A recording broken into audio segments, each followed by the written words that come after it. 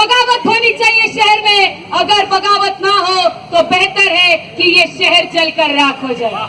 साथियों, ये बगावत हमें हर मोड़ पे दिखती है।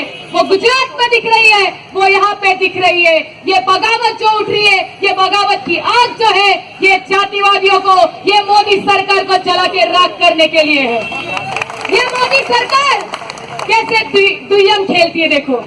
ये आते से ही इन्होंने बीफ बैन लाया और मुसलमानों के ऊपर, दलितों के ऊपर उनके पेट पर लात मारा और वैसे ही आरोप करके पारंपरिक काम करने वाले दलितों को उन्होंने ऊना में मारा। पर कांग्रेस के वक्त में जब हमारा भारत देश पूरे वर्ल्ड में 4th नंबर पर था बीफ एक्सपोर्ट करने में, वो इस मोदी सरकार के राज में पहले नंबर पे है। देखिए साथियों, ये मोदी वो उस अदानी अंबानी के साथ है। उनको एक्सपोर्ट करने के लिए वो खुलेआम बोलते हैं कि जाओ भाई तुम एक्सपोर्ट करो। उनके ऊपर वो टैक्स, उनको जो बीफ एक्सपोर्ट करता है वो बीफ के ऊपर लगने वाला टैक्स वो माफ कर देता है। और हम दलित जब हमारे पारंपरिक काम करते हैं तो वो हमें क्या देता है? मोदी की एक नीति है। साथियों, ये मोदी भी कहता है कि आओ दलितों को मत मारो, मुझे गोली मारो।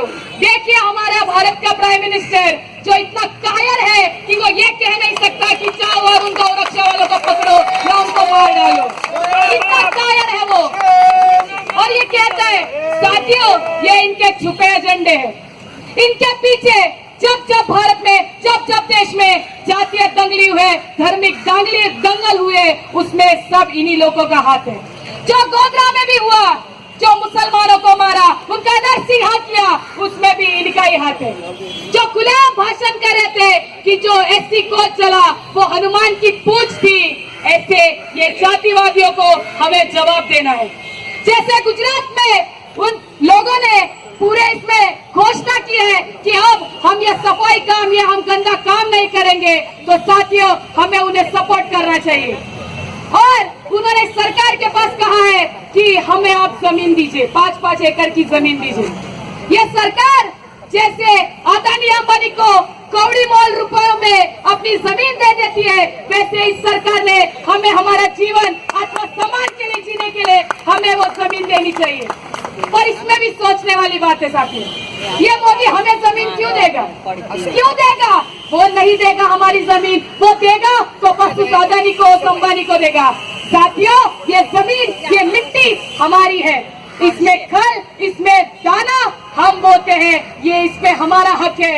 जहाँ पे गायरत जमीन होगी, जहाँ पे कुछ काम नहीं होगा जमीन का, उस जमीन पे हमें जाके हमारा कब्जा करना है और हमारे आत्मसम्मान के लिए हमें लड़ना है और हमारे हक के लिए लड़ना है।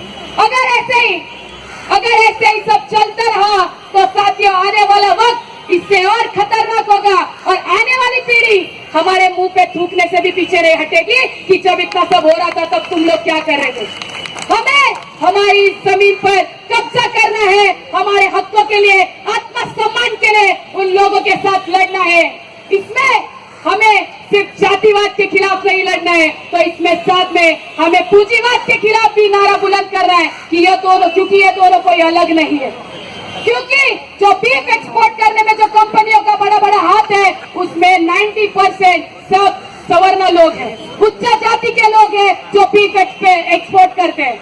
उनके खिलाफ हमें पूंजीवाद के खिलाफ और जातिवाद के खिलाफ एक साथ नारा बुलंद कर रहा है। और यहाँ के मुस्लिम, आदिवासी, महिला, पुरुष, जो दलित, श्रमिक, सबको एक साथ होके मुट्ठी बांध के ये लड़ाई लड़नी है आगे। अगर हम आगे पीछे हम ऐसे बिखरते रहे तो कुछ नहीं होने वाला। जैसे पंजाब में हुआ, जब शिवसेना आरएसएस के लोगों ने मुसलमानों के ऊपर हमला किया, तब वहाँ के दलित और सिख लोगों ने उनका साथ देकर इन शिवसेना आरएसएस